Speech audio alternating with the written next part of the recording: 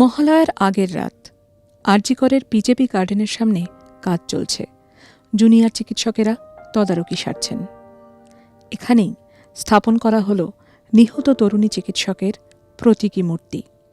মহালয়ার দিন উদ্বোধন। 9ই আগস্ট কর্মরত অবস্থায় ধর্ষিতা ও খুন হন চেস্ট মেডিসিন বিভাগের 2য় বর্ষের তরুণী চিকিৎসক।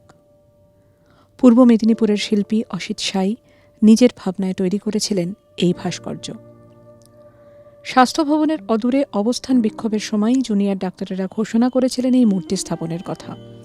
প্রতিশ্রুতি রাখলেন তারা। এটা আমাদের আন্দোলনের শুরু থেকেই আমাদের এই পরিকল্পনাটা ছিল যে অভয়ার স্মৃতিতে একটা স্মৃতি ফলক হিসাবে কিছু একটা করা আরজি কর মেডিকেল কলেজের পক্ষে, যাতে প্রতি সবসময় 9ই আগস্ট এই দিনটিতে আমরা স্মরণ করতে পারি এই ঘটনাটিকে এবং আমরা যেন ভুলে না যাই।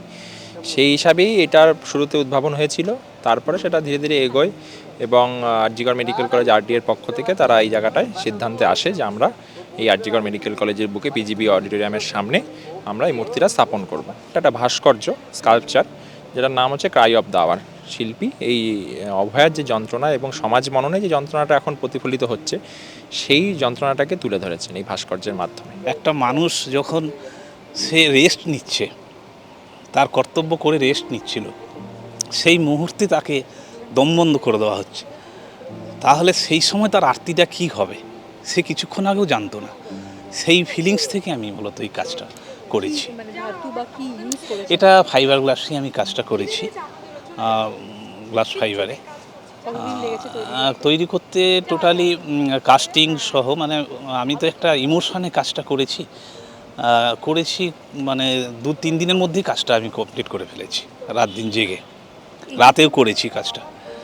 আর তারপরে কাস্টিং ফাস্টিং সব নিয়ে করতে প্রায় 15 দিন মতো সময় লেগেছে। কত টাকা খরচা পড়েছে, নাকি এই টাকাটা আপনারা? এটা টাকার হিসেব কোনো চলে না, এটা মানে অন্তর থেকে করা, আর এটাতে আমি টাকা কোনো নিতে পারবো না। মানুষের যে ক্ষোভ, যে জায়গাটা ছিল, সেই ক্ষোভটা যেন বা সেই যে আগুনটা, ভিতরের যে আগুনটা, যে নৃশংস ঘটনাকে কেন্দ্র করে সাধারণ মানুষ উঠেছিলেন এবং আমাদের পাশে থেকেছিলেন, সেই জায়গাটা কোথাও যেন একটা থেকে থাকুক, এই জায়গা থেকে আজকের এই ভাবনা।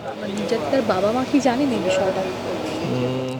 যেহেতু এরা কষ্টের একটা মানে সিচুয়েশান, হ্যাঁ, তো মূর্তিটাও খুব কষ্টের আর কি, যন্ত্রণাবৃদ্ধ নারী মূর্তিকে দেখানো হয়েছে, যার ফলে আমরা সরাসরি সেটা যন্ত্রণা নিতে পারবেন কিনা সেই হিসাবে জানানো হয়নি।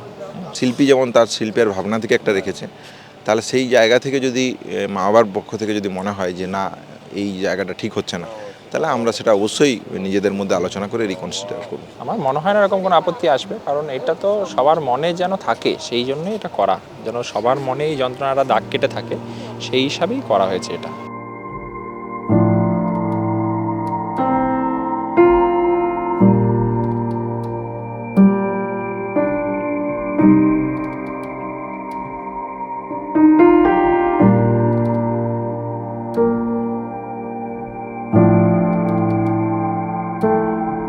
বড় চিকিৎসক হওয়ার স্বপ্ন নিয়ে পড়তে এসেছিলেন নির্যাতিতা এই আরজি করে, কিন্তু ঘুণাক্ষরও ভাবতে পারেননি তার স্বপ্ন চিরতরে মুছে যাবে এই হাসপাতাল চত্বর থেকেই।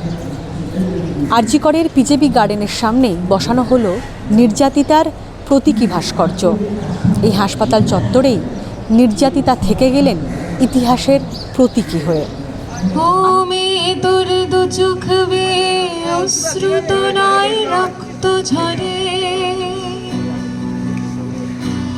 ও মেয়ে তোর দু চোখ বেয়ে অশ্রুত নয় রক্ত ঝরে,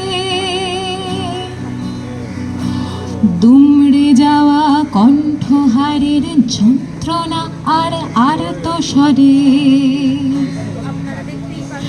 শিরে দাঁড়াটা ভাঙলো যে তোরে দেখে না আমি নয়ন মেলে, মিছিল করে লক্ষ মানুষ শিরে দাঁড়াটা শক্ত করে,